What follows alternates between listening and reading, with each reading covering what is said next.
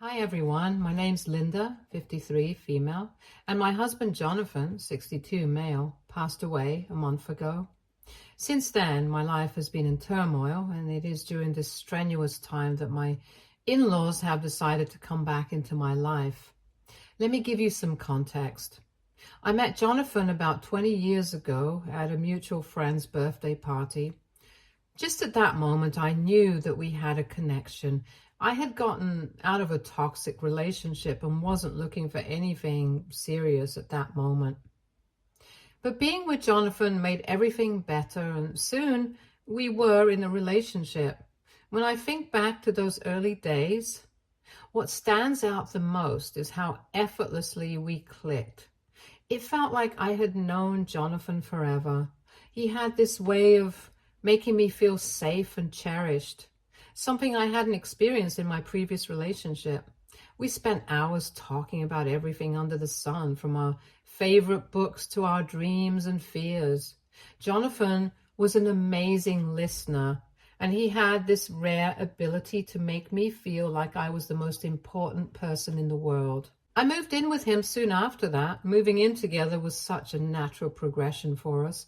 Our apartment at that time was small, but it was ours, filled with love and laughter. We had our share of ups and downs like any couple, but we always faced challenges together.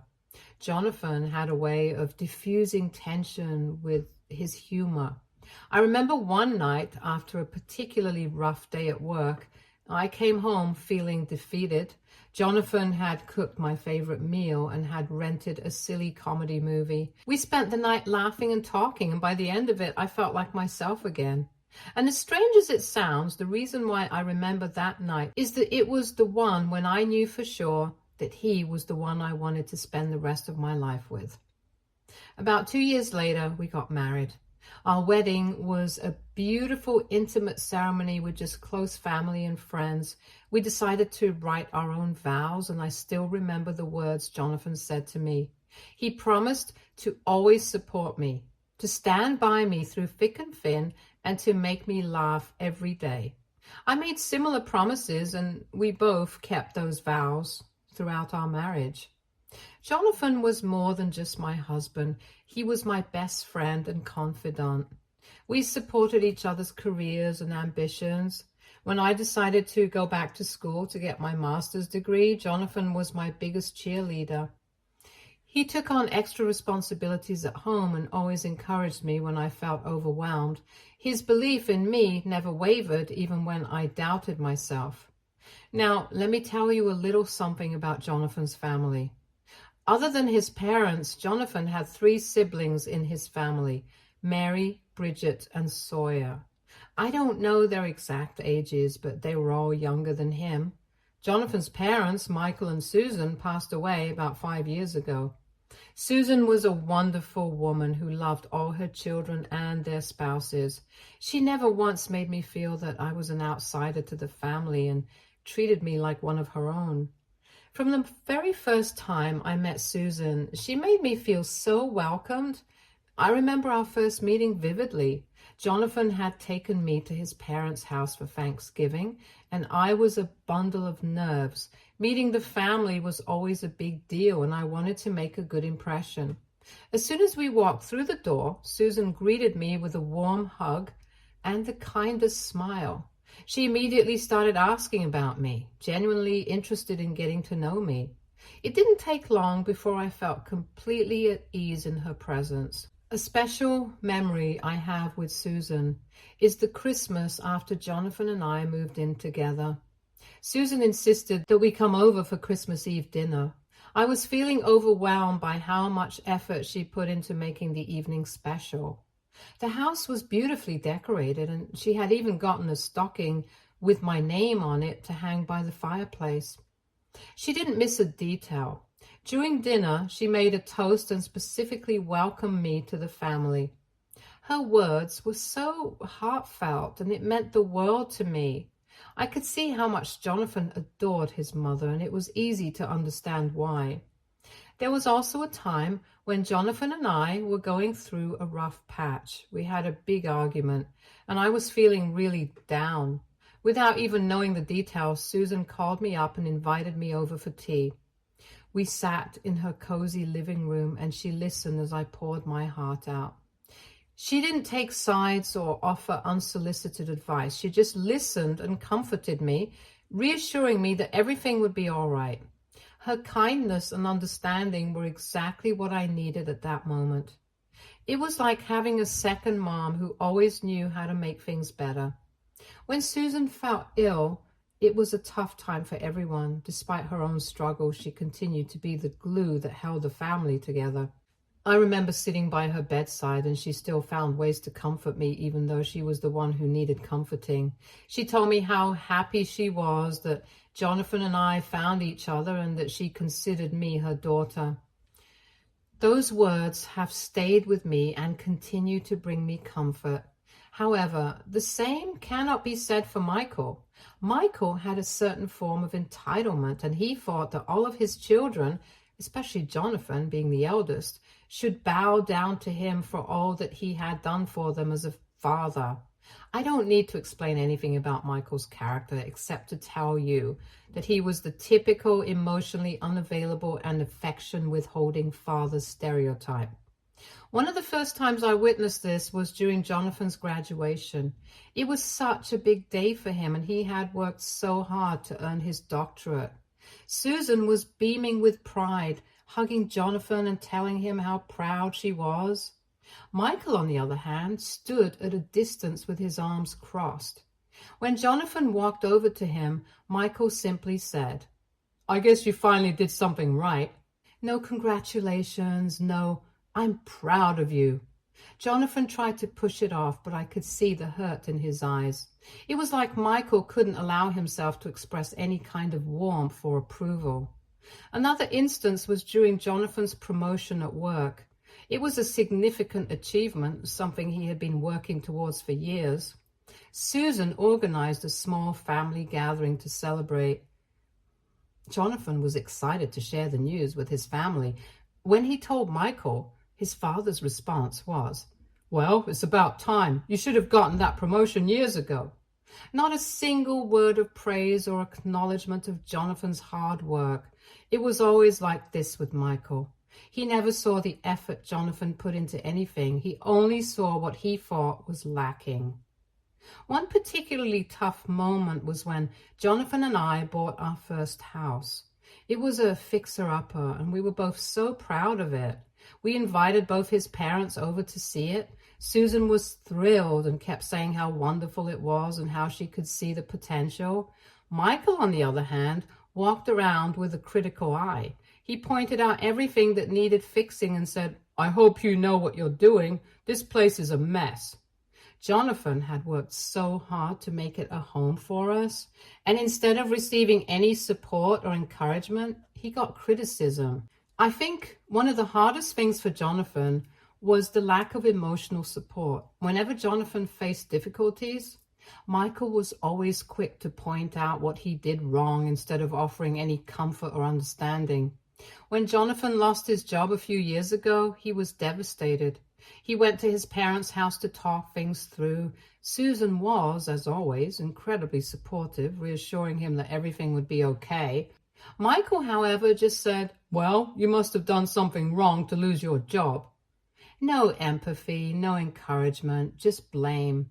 Jonathan once tried to confront Michael about how he felt. He told his father that he wished he could hear him say he was proud of him just once. Michael's response was, "Pride? You get pride when you achieve something worth being proud of." That was the end of the conversation. It broke my heart to see Jonathan so vulnerable, and to see how little his father understood or cared about his feelings. Despite all this, Jonathan never stopped trying to gain his father's approval. He worked harder and achieved more and always hoped that one day Michael would recognize his efforts, but that recognition never came. It was a painful reality that Jonathan had to accept, and it left a deep scar. However, Michael's entitlement was nothing compared to his siblings. For some reason, Jonathan's siblings thought it was Jonathan's responsibility to take care of them. They would ask for money, for favors, and more. I remember one time Bridget called Jonathan in the middle of the night crying because she had gotten into a car accident. She wasn't hurt, but her car was totaled. Jonathan immediately got dressed and drove 2 hours to pick her up. Not only did he get her safely home, but he also paid for her car repairs. Bridget didn't even say thank you. A few days later, she called again, asking if he could help her with rent because she was short on money. Jonathan never hesitated, always willing to help, but I could see the toll it was taking on him. Sawyer was no different. He was always in some kind of financial trouble. I remember one summer, Sawyer decided to start a business and asked Jonathan for a loan.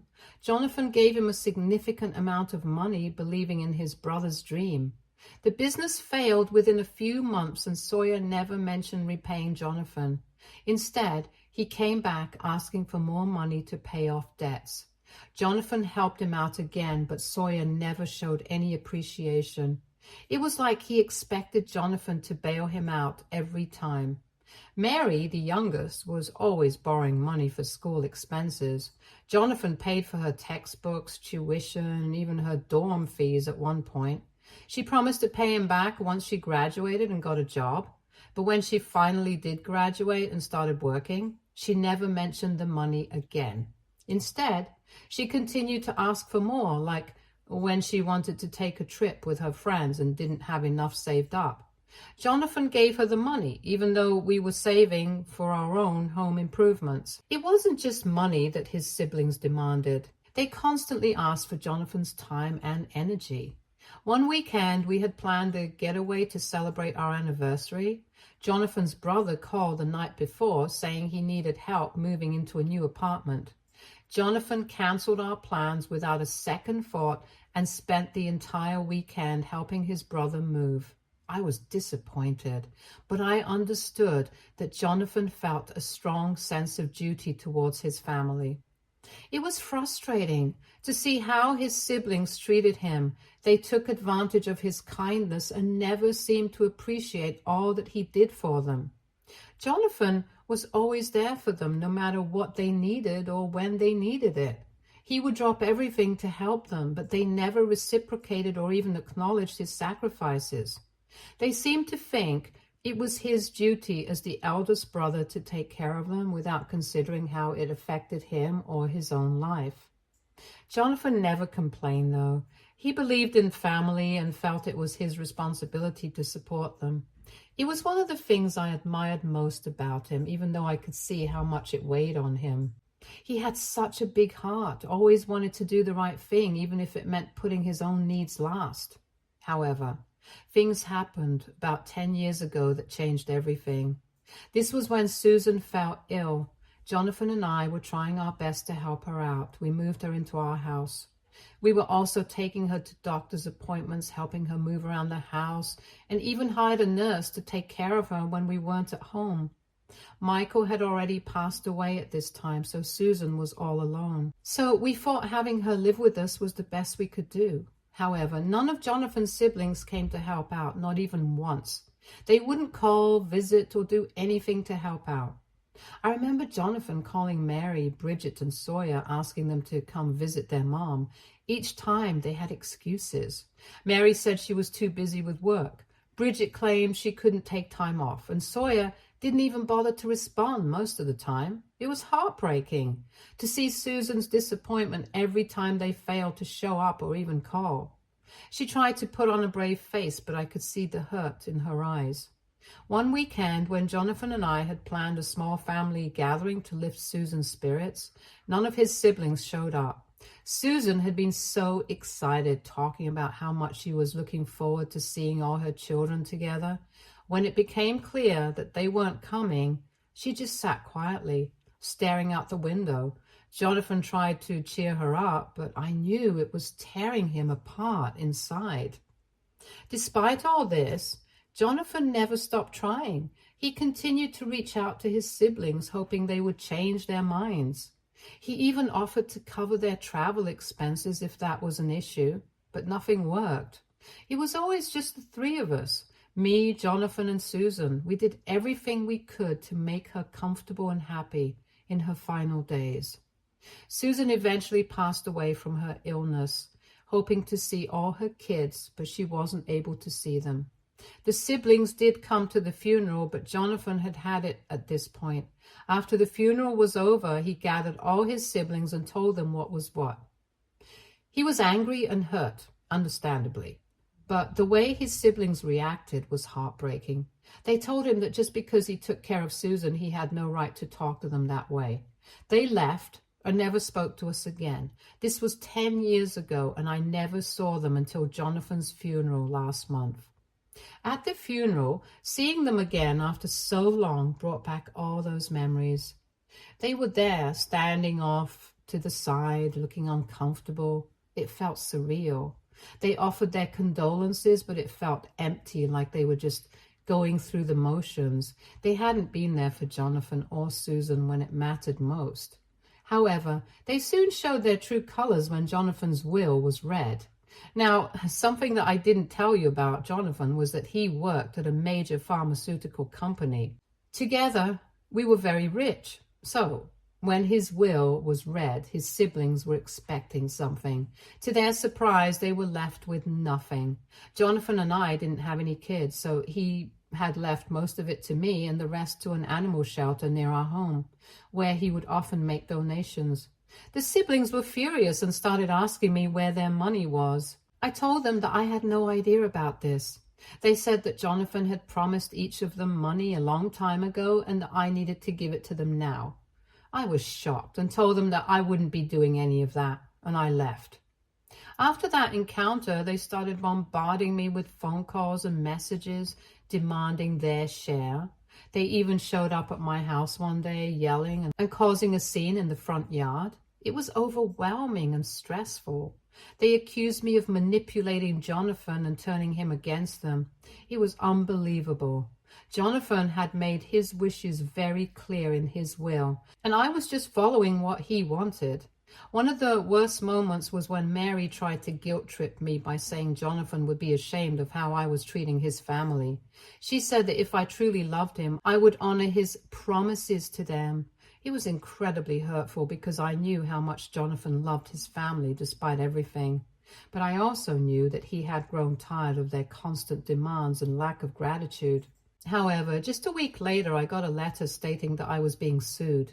The siblings were taking me to court, saying they deserved money from Jonathan's estate and that I had manipulated him somehow.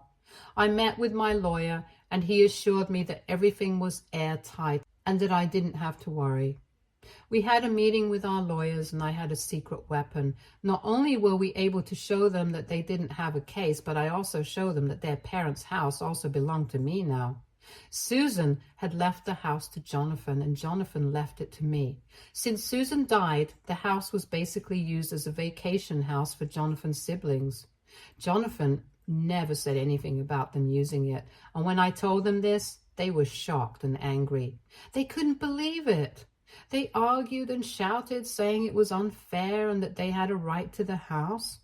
My lawyer calmly explained that legally the house was mine, just as Jonathan had intended. The siblings were furious. Mary accused me of being heartless and trying to take everything from them. Bridget started crying, and Sawyer threatened to drag this out in court as long as possible. It was a chaotic scene, but I stood my ground. I told them that Jonathan had been generous his entire life, always helping them without asking for anything in return. Now, in his will, he had made his wishes clear, and I was going to honor those wishes. They kept arguing, but it was clear they were starting to realize they had no case. As the meeting ended, I felt a mix of relief and sadness. It was exhausting to deal with their anger and entitlement, especially after losing Jonathan. I wished things could have been different, that they could have appreciated Jonathan for who he was and not just for what he could give them. But their true colors were shining through, and it was clear that their main concern was money. After the chaos at Jonathan's funeral and the legal battle with his siblings, things haven't settled down.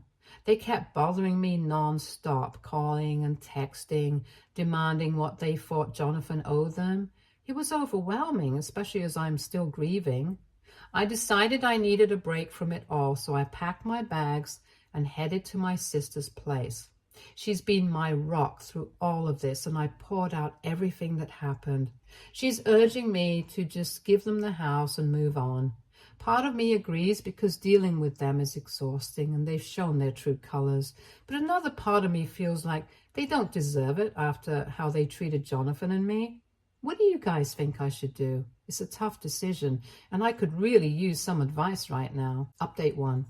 Hey everyone, I've been dealing with a lot since I last posted here. Thanks for all your advice before. After taking some time at my sister's place, I realized I needed to confront Jonathan's siblings directly. They wouldn't stop calling, so I arranged a meeting at Susan's house, which legally belongs to me now. During the meeting, I made it clear that I wasn't giving them the house, but I was willing to offer them a substantial amount of money to settle the matter and move on. I hoped we could avoid a lengthy legal battle and find a resolution that worked for everyone, despite their entitled behavior. Unfortunately, they weren't willing to negotiate. They insisted on the house and rejected my offer outright. It was frustrating because legally they had no claim to the house, as Susan had left it to Jonathan, and he left it to me in his will. And that's when things got even more heated. They had the audacity to claim that Jonathan had no right to the house in the first place because it belonged to all of them. That accusation hit me hard. I couldn't believe they would disrespect Jonathan's memory like that, especially considering how much he did for their family, especially Susan during her illness. I was furious. I reminded them of all Jonathan had sacrificed for them, how he cared for Susan when they were absent, and how he supported them financially and emotionally throughout their lives. It was clear they were only interested in money and had no regard for Jonathan's intentions or the emotional toll that this was taking on me. In the end, I had to ask them to leave. It was clear we couldn't come to any agreement, and their sense of entitlement was beyond belief. They stormed out, leaving me feeling betrayed and even more resolved to honor Jonathan's wishes. Now I'm back to square one, dealing with their constant calls and messages. I'm considering my options carefully because I know a prolonged legal battle would only prolong the pain and stress. I still have my lawyer's support, but emotionally, it's draining to fight with people who should be supporting me during this difficult time. I'm reaching out again for advice. How would you handle this situation? Should I continue to stand my ground and fight for what Jonathan wanted? Or should I try to find a compromise to end this chaos once and for all? Update 2. Hey everyone, here's what's been happening lately. After a lot of thought and consideration, I've made a big decision. I'm going to sell the house that Jonathan left to me. It's been a tough choice, but dealing with his siblings has become too overwhelming. I reached out to a friend who's a real estate agent, and we quickly got the house listed for sale. Almost immediately, Jonathan's siblings started calling my friend, insisting that she couldn't sell the house. They were relentless even after I had blocked them. My friend ended up having to block their numbers too, just to avoid their constant harassment. It's been a stressful time, but I feel like selling the house is the best option for me right now. It's not just about getting away from their demands, it's also about starting fresh and moving on from all the drama they've caused since Jonathan passed away. I'm curious to hear your thoughts on this. Selling the house feels like the right decision for my peace of mind, but part of me wonders if I'm giving in too easily. Should I stick to my guns and fight for what's rightfully mine? Or is selling the house the smartest way to end this chapter and move forward? Your advice would mean a lot to me right now. Since putting the house up for sale, I've been trying to focus on taking care of myself. The constant stress from Jonathan's siblings has taken a toll on me emotionally, and I've been leaning on my close friends and family for support.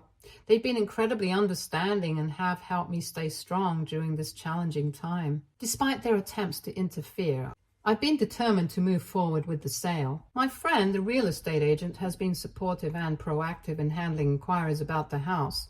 We've had some interested buyers already, which gives me hope that I can soon put this chapter behind me. However, they haven't given up. They've been trying to reach out through other means, leaving messages and even showing up at my doorstep unannounced. It's been unsettling, to say the least. But I'm staying firm in my decision to sell. I know it's the right step towards reclaiming my peace of mind and moving on from this ordeal.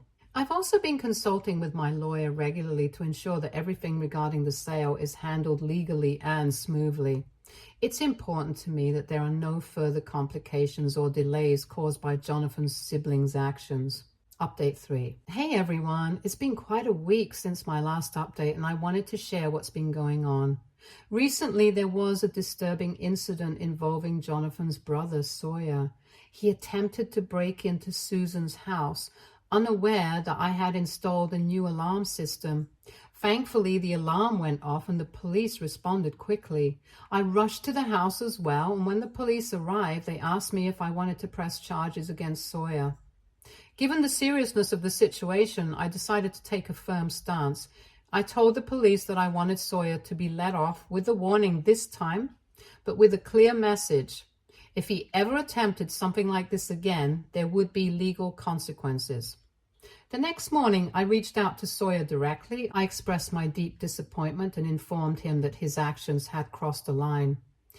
Up until now, I had refrained from taking legal action out of respect for Susan and Jonathan's memory. However, his attempt to break into the house was a step too far. I made it clear to him that I expected him to relay his message to Mary and Bridget as well. This incident has been incredibly stressful for me. Dealing with Jonathan's siblings has been challenging, to say the least. Their persistent attempts to assert their claim on the house and their aggressive behavior have taken a toll on my well-being. Despite all this, I'm trying to stay focused on moving forward. Selling the house remains my priority, as it still feels like the best way to distance myself from their ongoing demands and preserve my own peace of mind. Update 4. Hey everyone, it's been a couple of months since my last update and I wanted to share what's been going on. I finally managed to sell Susan's house. It took some time, but I found a buyer and closed the deal. I decided to donate the money from the sale to the same animal shelter where Jonathan used to contribute. It felt like a fitting tribute to his memory. After the sale, Jonathan's siblings reached out to me again. This time we met at a nearby restaurant to talk. I chose a neutral location because I wanted to keep things calm and civil. They expressed their willingness to accept the original offer I had made regarding financial compensation in lieu of the house. I was still upset about everything that had happened, but I was also tired of the ongoing stress. So I agreed to their terms and informed them that my lawyer would handle the details. True to my word, I transferred the agreed upon amount within a week, and since then I haven't heard much from them, and it's been a relief to have that chapter behind me. In addition to resolving the housing issue, I've also been making some significant changes in my personal life. I've decided to move closer to my sister's place. She's the only family I have left, and being near her and the rest of the family feels like the right move for this new chapter of my life. This decision to relocate isn't just about physical proximity, it's about finding a sense of belonging and support after everything I've been through. My sister has always been a source of strength and understanding, especially during the toughest times. Being closer to her means that I can lean on her for emotional support and share in the joys and challenges of family life. The process of selling the house and settling matters with Jonathan's siblings has been emotionally draining, to say the least. However, it's also been a learning experience. I've grown stronger and more resilient through it all, learning to prioritize my own well-being and peace of mind. Moving closer to family feels like a step towards healing and rebuilding. I'm eager to embrace new opportunities and create a sense of stability and happiness in my life once again. Thank you all for your support and advice throughout this journey. Your insights and encouragement have meant the world to me. I'm looking forward to this new chapter and focusing on healing from the challenges of the past months. I appreciate all the support and advice I've received from this community throughout this journey. If anyone has gone through similar experiences or has any insights to share about starting fresh in a new location, I'd love to hear from you. Your input means a lot to me as I embark on this next phase. Stay tuned to more stories from Argo relationships.